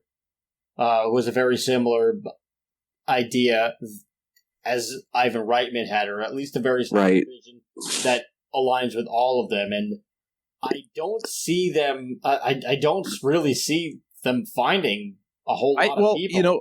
I feel like Jon Favreau could be one of the people, but he's probably so damn busy that he also wouldn't have time to do this. But I don't really know many other directors that would really understand Jason the Reitman. same vision. Yes, he could do it because he did a great job with Ghostbusters Afterlife. Yeah, I haven't seen Ghostbusters Afterlife yet, that movie brought me to tears in the theater. I love that. I heard it was amazing. I love that movie. I think I like your idea of Favreau though, just because the parallels that we talked about with Elf, which share so much in common, at least in terms of the spirit of the movie, with Twins. I mean, he's perfect because I think that movie is fantastic. Elf is crazy, hilarious, and heartwarming at the same time. And I think that's what you need to achieve if you do triplets. You have to take that approach. Mm-hmm. So I vote for Favreau. Come on. Yeah, I'll take Favreau on that too. I'll take Favreau. I would take Favreau. I like Favreau as a director. I think he's done really well with the MCU and Star Wars, and just in his directing career in general. So I think it would work. It's a good fit right there. Yeah. I think it would be really good. I mean, maybe they got to take our advices. Yeah, I mean, maybe they will be able to get Eddie Murphy for something, because I mean, Coming to America 2 was not really well received, and I didn't like it either. It was more or less like Coming to the Clip Show. It wasn't like I was very disappointed. In fact, about a couple of days after that, me and my fiance, we went to the movies. No, we didn't go to the movies. That's a lie. We went to the museum. And we were just walking around in the exhibits, and there was some guy who was like complaining about Coming to America 2. Meanwhile, he's looking at all these like sculptures and everything, and he's just like, he's looking at it. He's like, oh, his friend's like, oh, that's a beautiful piece. Did you look at this? He's like, yeah. Did you see Coming to America 2? It sucked. Let me tell you, you could have fun in museums. I remember one time I was in London. We were in the British Museum, and this was a gag we would do. We would do this in various places, not just the museum, but the museum was the best place for it. Like whenever they have to remove an exhibit, you know, they have that empty case right there. So me and my friends, we would stand around the case, and talking about what the artist had envisioned there, and like, you know, the depth of it. And we would always get at least 2 or 3 other people to come over and just stare at nothing. There was nothing there, and they're just looking at it and nodding their heads, listening to it. It's like, wow, this is like. And then there's one person looking like, what am I missing? What's happening? How come? Why can I not see what they see right here? I didn't see the sailboat. Exactly. That's awesome. Mischievous. I was young. Let me tell you. You would never guess that I do gags. Oh, yeah. Everybody's got a running gag every now and then. Hey, I remember. So, have you guys heard of Hood Slam? Oh my God! Yeah. No, I haven't. Yeah, I have. It's a crazy wrestling outfit that we have here in Oakland, where Arnocorps is from. So once a year, we for 5 years in a row, we would do a once a year sort of combination. So it was Arnocorps and Hood Slam, and we would call it "Get Your Ass to March" because it was always in March, and. So the deal was we would basically go out to the ring and perform in the ring. Originally, they want us on the stage because they have a band that usually plays the entrance music. Uh-huh. So when they asked Arnocorps, they said, "Hey, so we want you to play, and you be on the stage." I said, "Bullshit. Arnocorps is a feature act. When Arnocorps is performing, it's the same as the performers in the squared circle. So we're going to be in the ring, and we're going to make that work." And they were completely open to it. They, hey, fantastic. So we ended up, so when Arnocorps would be out there, it would be like a match. We would be part of the run sheet for the night. Yeah. So anyway, we got, in with the Hood Slam guys and all that. And that, in fact, that's where Shotzi Blackheart got her start. And yeah, so that comes from. In fact, the Hood Slam sort of salute is you pretend you're gigging your forehead with you make like you're cutting your forehead. Yeah. He still does that even on SmackDown. That's actually the Hood Slam thing. I thought that's pretty ballsy. She still does that. But anyway, I heard an interview with the founder of Hood Slam. He was on some podcast. They were interviewing about different things, and somehow Arnocorps came up. And he said, yeah, Arnocorps, it's crazy because out of all of us, we're all professional wrestlers. But Arnocorps is the only group that we work with that is pure kayfabe. and they're not even wrestlers. Well, you got to protect the business. Hey, that's the point. You got to protect the business.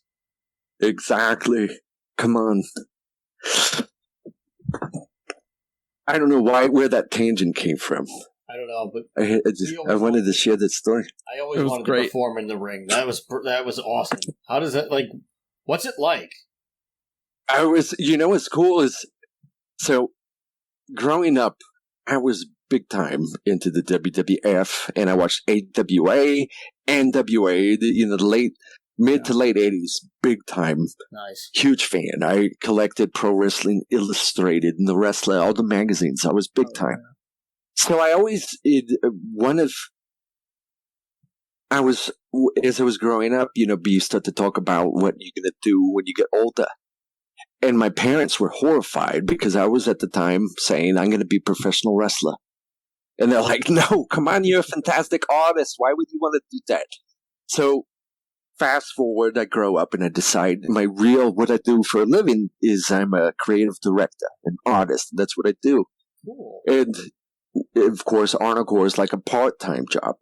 And anyway, God damn it, I lost track of where I was going with the goddamn story.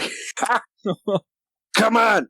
Wait, you guys gotta remind me. What was it talking about? Wrestling. Fan. Oh, yeah. Growing up, yeah. So fast forward, Arnocorps, we start, performing around the world and all that. And then this local wrestling group, who I think they found out about us because they came to the Mick Foley show when he was supporting us. So we ended up meeting all these Hood Slam wrestlers that night.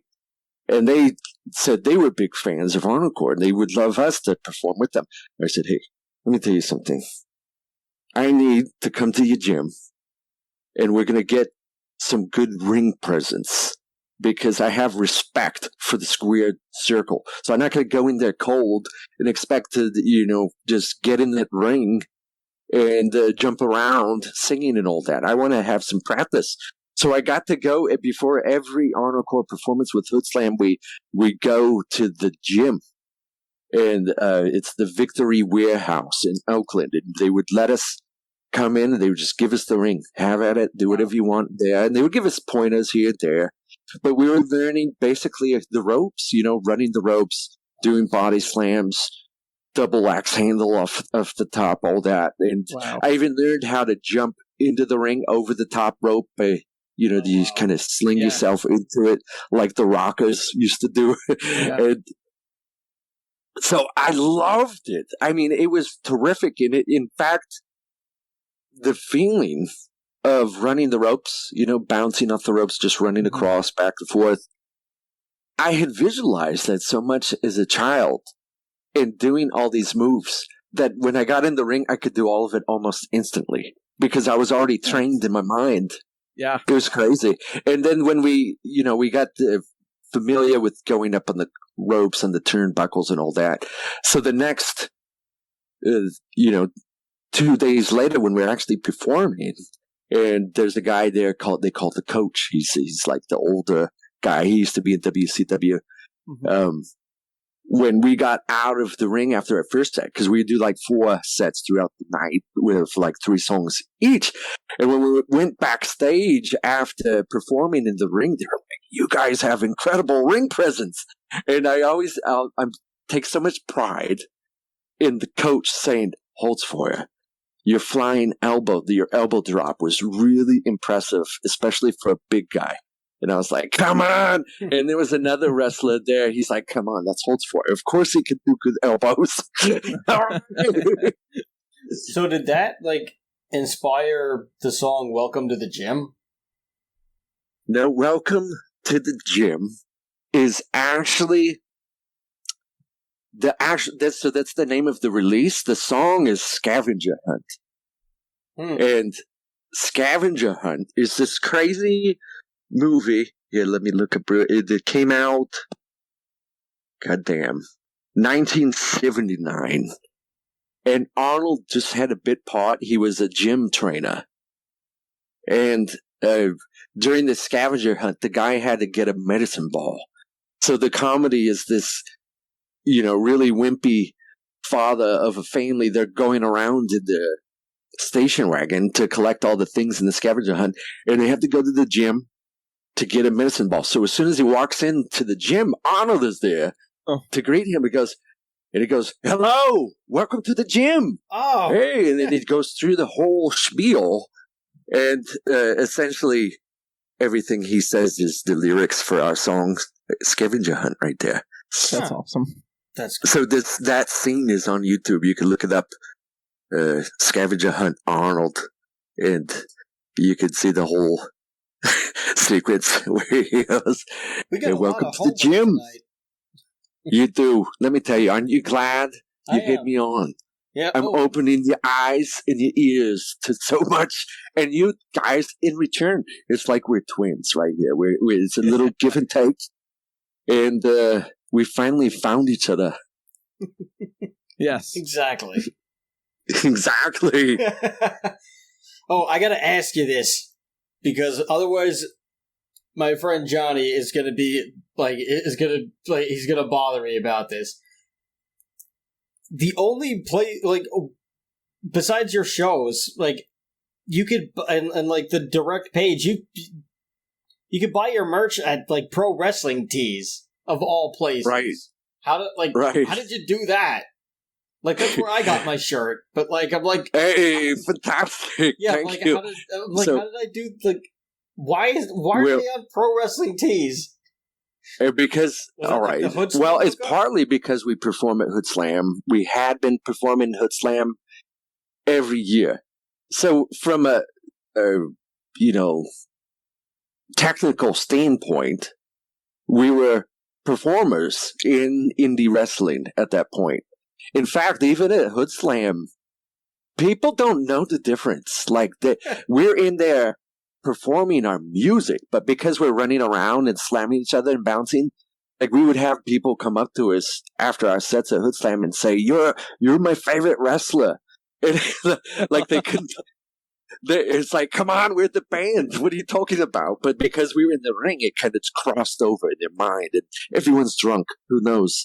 So they perceive Arnocorps as wrestlers, pro wrestlers. So we were on our way back from our 2019 tour out in the UK. And contrary to what you said on your podcast, we don't only play in Ireland. We play all of the UK. In fact, our biggest shows are London and Glasgow, Scotland. We do really well in Wales as well. But we do Northern Ireland, Belfast, and Republic of Ireland. All that. We do the whole spiel out there. But anyway, we're on our way back from our last tour, 2019, and we realized people are always asking for our merch and how can you order it? And we used to print out, get shirts sourced locally, and we put it on a website. But then we ourselves, well, in particular, Enzo de Barracuda, bass player, he would package everything. He mailed us out himself, and it was very time consuming. And finally, we just got sick of dealing with the logistics. And then we were like, we need to do online merch. We got to sell our t-shirts online. What are some of the different companies out there? And everybody was, there's a bunch of band merch companies. And I just told the guys, it would be hilarious if we sold our shirts on ProWrestlingTees.com, just because we're in Hood Slam, and we would be the world's only band to have T-shirts sold on Pro Wrestling Tees. And, we have, it goes back to Mick Foley and all that. So on a whim, I applied, and I filled out the application and explained that we're performers at Hood Slam, and they approved our store, and that's where that came from. It was kind of a joke. We thought it would be funny that we would, and still to this day, I believe we're the only band on there. Yeah, I think you are. Yeah. Well, I would only think one of the bands should have their stuff on there, and it's a band in Santa Cruz, California, that we're friends with. We've performed with a few times. They're called the Randy Savages. Nice. And they are terrific. That's the only other band that I would be all right. You could be on Pro Wrestling Tees too. Yeah. I remember there was a grind band that was wrestling themed from I think they were from Philadelphia, called Eat the Right. They were called Eat the Turnbuckle, but I don't know if they're right around or do things. But they were. I've interesting. Heard of them. Yeah, I heard that they would actually do chair shots and gig and the whole deal. Yeah. They were full-on wrestling themed. A lot of our fans have asked us to do wrestling covers and do a side version of Arnocorps that's, embraces the whole lore and mythology of professional wrestling. But it's just not right for us because like you mentioned earlier, how do you explain Arnold's accent in these movies? I would run into, how would you explain that I always sound like this when I'm even doing Hulk Hogan or Macho Man? It wouldn't make any sense. Yeah. Let me tell you something, brother. Come on, does it work? Although maybe I could get away with the macho. Ooh, yeah. Dig it. Yeah, you kind of. You could kind of pull that one off. I don't know about the whole. Yeah, almost. Yeah, because Macho almost conceals. He has his own ballsy accent, all his own. Yeah. Yeah, that was my vocal exercise before shows. I would do Macho Man. Nice. My cousin. Awesome. Oh yeah. My cousin. Oh yeah, Elizabeth. My cousin used to get breakfast with him, and he used to get breakfast with him, and I think one of the Koloffs. My cousin. Yeah, my cousin's not a wrestling fan, but he was a cop in Connecticut for years, and one of his buddies was friends with one of them, and they would. That is cool. Yeah, and they would get breakfast every once in a while, and Macho Man kept trying to recruit one of his other cop buddies that they went to breakfast with. He was like, "You're perfect, man. You're huge. You're bald. You're the Mad Russian. Yeah." And the guy was like, yeah. "No, I'm fine being a cop." And he's like, could make millions, man. I love it. It's funny when Mick Foley opened for Arnocorps in San Fantastic. I had the opportunity before the show. He was just hanging out. He didn't have anybody there with him. He was all by himself, and he had his own dress room. So I went in there, and I got to hang out, just me and Mick Foley, talking, shooting the shit. And it probably, in retrospect, was kind of rude because I wasn't asking him any questions really about him. I was asking about Macho Man and all the 80s guys because that's when I was, the biggest fan. And he didn't seem to mind. But in retrospect, I wish, because since then, I have been more informed of his era and watched all his matches. And I'm like, God damn. Oh, yeah. Now, if I could go back, I still have his email. I could message him and say, hey, God damn it. I apologize. I was just asking you about other wrestlers. Yeah. Meanwhile, you're a legend yourself. Come on. Well, he does a podcast now, so I think he started a couple of weeks ago. So I don't know. Maybe he'll bring you on there too. Hey, perfect. I'll have to ping him. Yeah. Maybe we could tell the story of when I convinced him to still perform at the Arnocorps show. I mean, he does do his whole, like, Christmas operation, so there might even just be, like, a whole, like, why does this exist on Mick Foley's Santa shenanigans and his Christmas obsession. That's a good one. Crazy. Like, that's a good one. Like, there's a Santa Claus documentary about, like, all of these guys who, like, they do all, like, their year, like, their whole round trip thing is, like, their expert Santas, like, the top elite Santa Clauses. Like, unbelievable. These guys. Yeah, and, like, and of course Mick is in it. And he has, like, he has this service that he does where he visits these families who, I don't know if they pay him or whatever, but, like, he visits these families and these kids, and he's Santa for them. And, I mean, he's been, like, Santa on, like, WWE TV before when they've done, like, hokey Christmas special episodes. Right. Have you guys... Village, he's Santa Claus there, too, or at least he was for a time in New Hampshire. That is terrific. Have you guys done Jingle All the Way? No, no, yet. But we will probably, it's on the docket, I would say, eventually. Yeah, let me take a look. I think we are supposed... I think if we're not scheduled... Oh, no, we haven't done it yet because we've only got it through the end of October. So we haven't made the December stuff yet. Well, if you decide after you pull this episode together and put it out there that you liked how it worked, having Holzfeuer here talking about Austroploitation, I would be happy to come back when you do another Austroploitation. Yeah, so if you do Jingle All the Way... Junior, I'll tell you something. With it, the funny thing. So when Arnocorps first started, and we're immediately performing it from the very first show. We've worn the commando uniforms, the face paint, all that, and we had this ominous presence, and we would do the songs Commando, Predator, all these things. In the very early days, we would have hecklers that would scream, Junior wins Kindergarten Cop, because they liked the irony. That would be absurd.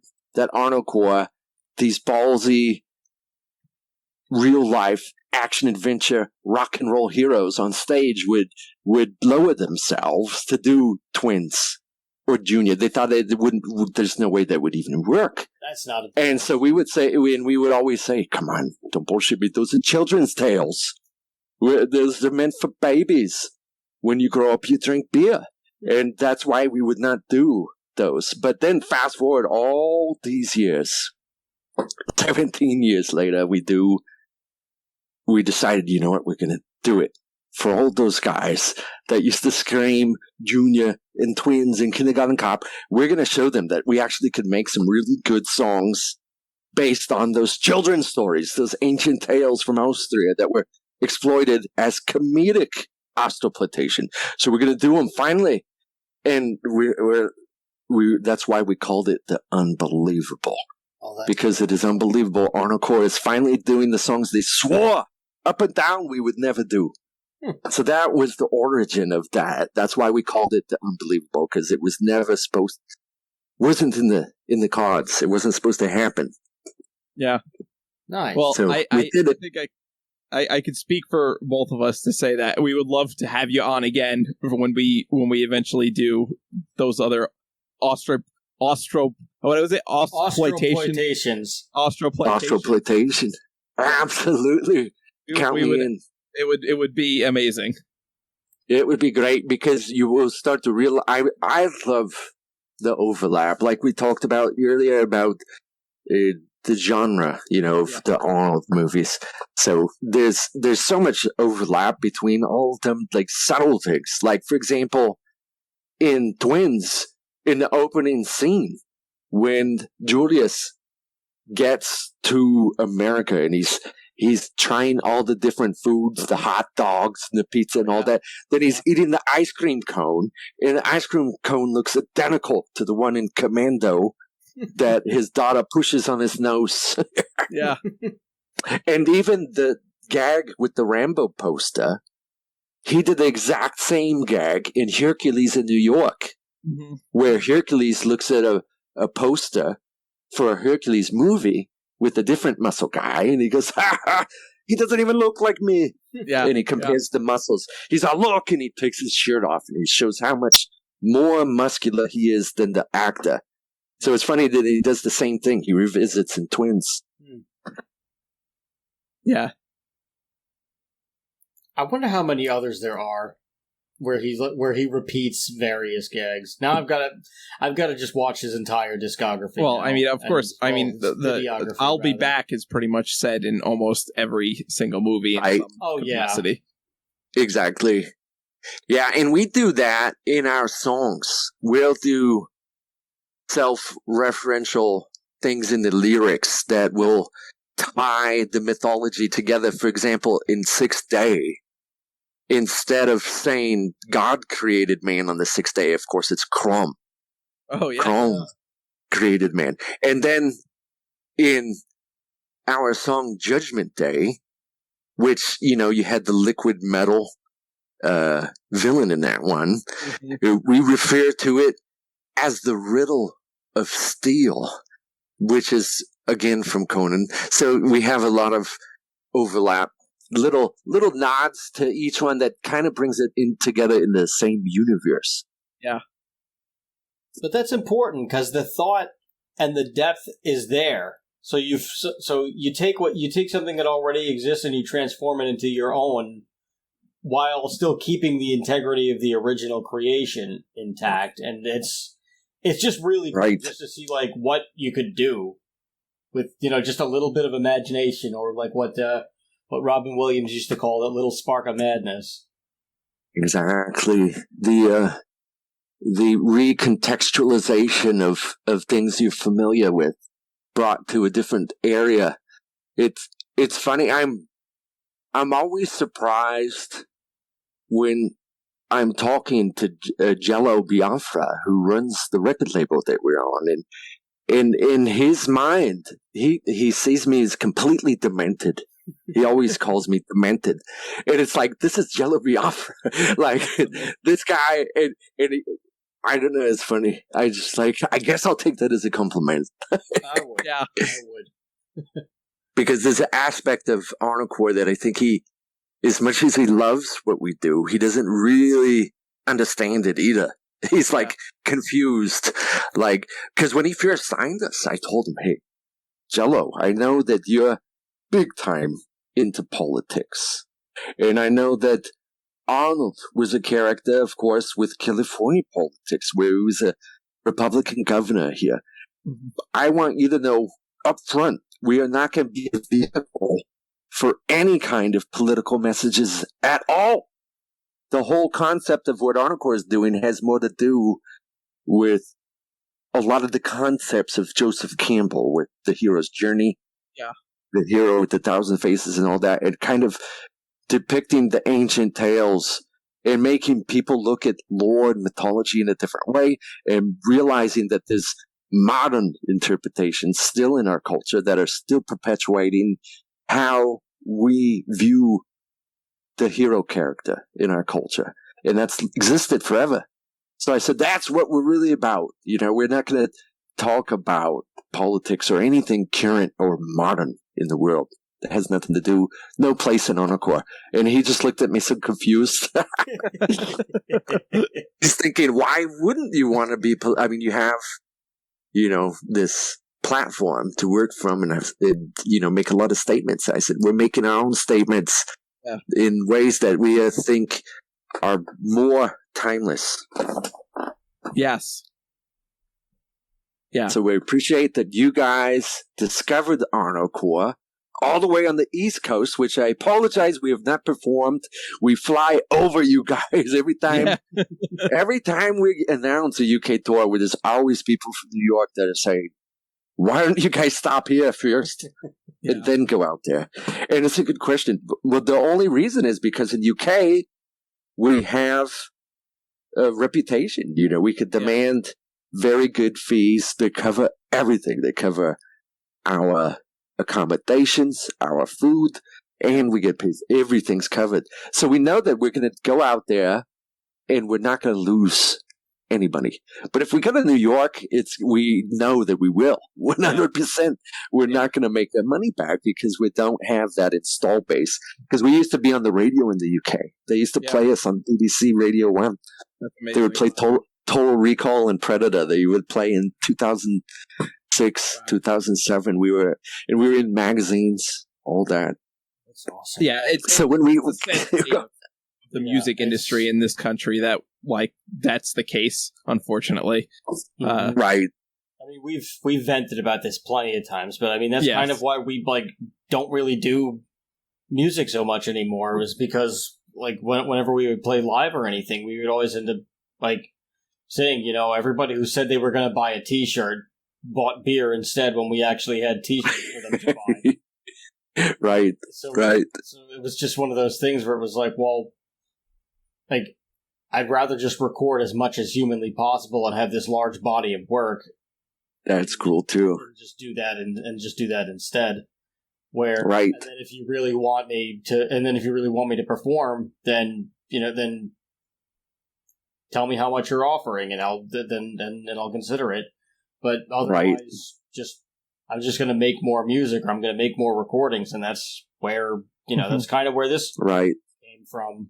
And we'd like to do music again at some point. Yeah. But it's just hard because Rob lives all the way in New Jersey. I live in New York, so it's tough. And he's not on the northern part. He's closer to Pennsylvania than he is to really. I'm no choir boy, but you're preaching to the choir right now. So one of our main music writers now lives in England. Oh, he married an Arnocorps fan. That was crazy. So Eric Nagelbett, our guitarist, and he wrote most of the music from the Fantastic EP and everything after. But he was also involved in the greatest band of all time. He was our original drummer, and he co-wrote several songs from that. But greatest band of all time was that record we recorded live after we had been playing live for about 5 years, and it was just for posterity because we were sort of the opposite. We weren't recording anything. We were just a show. We were just performing live, and we would just do shows, and we were fortunate to do pretty well where we would be in demand pretty quickly after our first show. But we just had a really bad demo. And so when 2005 came around, we're like, God damn it, we've been playing together for 5 years and we're sounding really good now. We should just put all this stuff down. We should record it. So we went in the studio, recorded it 2 days, one weekend. Wow. I forget how many tracks, I think 12. And yeah, we didn't play, we didn't track separately. We're in a big room and everything was mic'd. So it's essentially that first LP that we put out is a live album, but in the studio playing live. That's awesome. Nice. So I don't know, you guys might have noticed the tempo changes. Oh yeah. Yeah. Yeah. That's where it's kind of just not, because we didn't play to a click. We were just playing live. So our drummer, when he would slow down or speed up, we just played along with him. Yeah. So it was just, but at the time we were like, hey, it's organic. That's who we are. We're a live band. So this is essentially a live album, but we wanted it to sound good. So we had a good engineer. But after that, we started to realize, hey, maybe we could embrace being recording artists too and put more thought into because our songwriting was, can we play this while we're running around and falling and tackling each other? So we would deliberately keep the songs relatively simple so that it wouldn't, if we're bumping into each other, it's not going to throw the song off too bad. Yeah. But then as we started getting better over time, and we went and did the Ballsy EP. We're like, let's track it. What if we tracked each instrument one at a time? What if we did the drums and then did the guitar and did everything perfect? And that we enjoyed the process. So then each subsequent record, we tried to do even more. So when the Fantastic EP came around, we were like, this time we're kind of venturing into the genre of, I don't know what would you call it, but and where it's an area that overlaps into traditional heavy metal a lot more. Yeah. So as much as we were a punk band, or, that was a primary influence, we always had this metal side of what we were doing. And we knew that when we did the Fantastic EP, we're going to go more metal. If we're always on this, spectrum from punk to metal, we were always kind of right in the middle, a little more punk. But for Fantastic EP, we knew we wanted to go more metal, which meant being more technical. And the songwriting is a lot more advanced. But anyway, Nagobet ended up not long after recording that record, meeting his wife, and who was an big-time Arnocorps fan. And hey, now they have a kid together. Wow. Do they have twins? And or just one? They didn't. No, but the child is named Junior, so that's all right. That's great. But, yeah. Oh, that's amazing. Thank you so much for sharing all of this. Yeah, sure. Absolutely. I love having someone that actually wants to hear it because my wife is sick of it. Of course. In fact, I should mention she was our first guitar player. She's a co-founder of Arnocorps. She used to do on-stage displays of strength because people would wonder, why is this petite girl in Arnocorps playing guitar? What's going on here? Because you guys are so testosterone and ballsy. And then you have this lady guitar player that does not look very strong. And so we would say to the crowd, hey, I'll tell you why she's an Arnocorps, because she has the strength of 10 men. And little unbeknownst to the crowd, we had a former college football player who was yoked out steroid guy. And I would say to the crowd, in fact, you need us to prove it. Well, she will challenge anyone in this audience to an arm wrestling competition right here on the stage. So we'd bring up a table, and our plan out in the crowd, his name was Herb. We called him the Herbinator. He would go, I'll rip her fucking arm off. And he would have already been annoying to everyone the whole night because he'd be saying between songs, free bird and stuff like that. And just everybody already hated him. He was the heel in the room. But everyone thought he was absolutely real. Like he was a real asshole that happened to be at this Arnocorps show. So people would go, oh, shit, this is not going to go well. He's getting on stage to arm wrestle that girl. And, they didn't realize until halfway through when she defeats him and puts him through the table and kicks him off the stage. And like people would just absolutely freak out. And that was cool because in the early days when she was in the band, we had a lot more female fans. Like the women would be so empowered by that. They're like, fuck yeah. That's great. And then when she ended up quitting the band just because it became this whole thing where people were paying to see us, and now there's expectations. Yeah. And now there's pressure. And now there's like, she started getting like stage fright and stuff like that. Oh, yeah. So she's like, I didn't sign up for this. We were supposed to do a few ballsy shows, pump people up, and that would be it. But then it kind of became this thing, where our shows started selling out. People started, word of mouth was getting around that this was a great show. And then, she bailed. And then we started getting fewer and fewer women coming to our shows. But the few that would come, they were always so fantastic. So that's when we started saying the heroes and sheroes in the crowd. So we started embracing the sheroes to be more inclusive.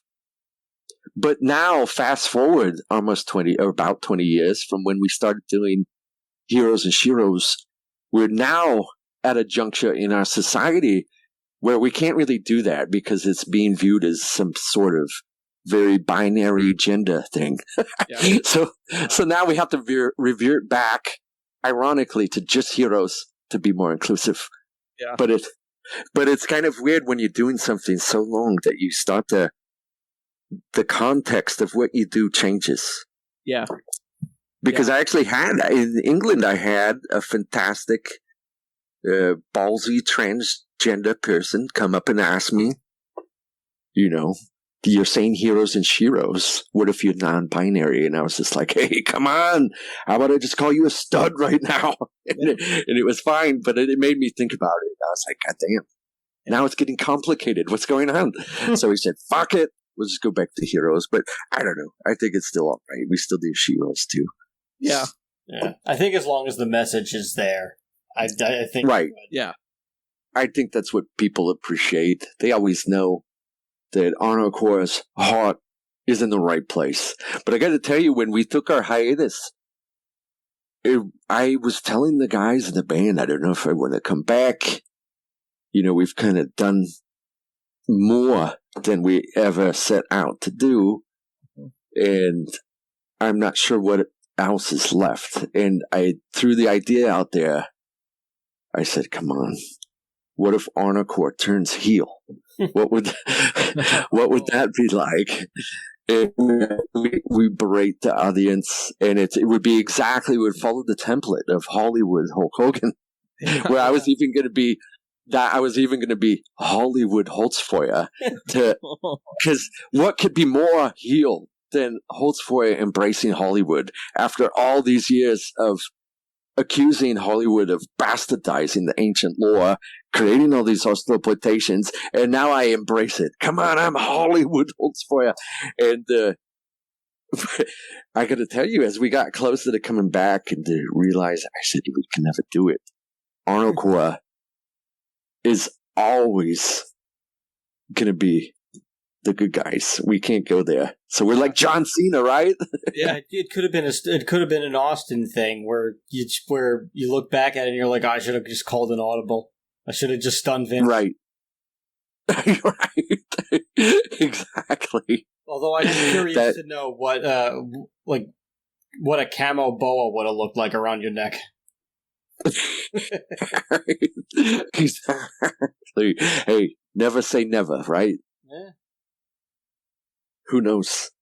It's not loud. Half the band was, or I should say, I think everybody was into it. They're like, all right. Yes. But we knew it would be temporary, just this short-term heel turn, just to get people talking again and all that. But I couldn't do it. Yeah. There already was actually a heel faction that spun off of Arnocorps. They were called Schwarzenegger. That was around 2004. It was an ex-band member who he got kicked out, so he started his own anti-Arnocorps band that embraced all the movies. Oh. And he was the first to do like Twins and Junior and Kindergarten Cop. Yeah. But it was all kind of in cooperation. We sort of were supporting, all right, you do that. Since you're not an Arnocorps anymore, you could do Schwarzenegger. But then when we had told people about it, and we were kayfabe about it and saying, this goddamn villain is talking bad about Arnocorps and all this stuff, our fans took it very much to heart, and they were saying, we'll take him out for you guys. And like suddenly he was in physical danger. And we gotta call this whole project off. Yeah. Yeah.